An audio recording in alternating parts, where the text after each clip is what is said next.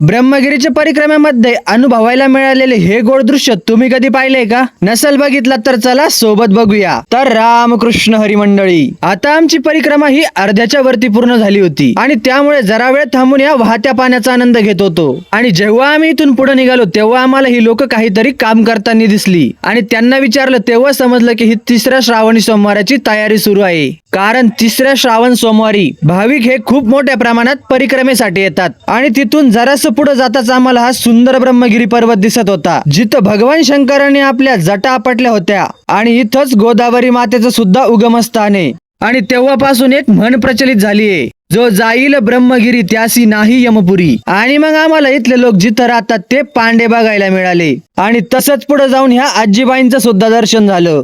तर अशी ही ब्रह्मगिरीची पूर्ण परिक्रमा अनुभवायला मिळाली. आता जाता जाता आम्ही परत त्र्यंबकेश्वराचं दर्शन करून निघतो घरी. तोपर्यंत तुम्ही हा व्हिडिओ प्रत्येक शुभक्तापर्यंत शेअर करून घ्या, आयडीला फॉलो करून. तर चला मग भेटू परत नवीन एका ब्लॉग मध्ये आणि तोपर्यंत रामकृष्ण हरी.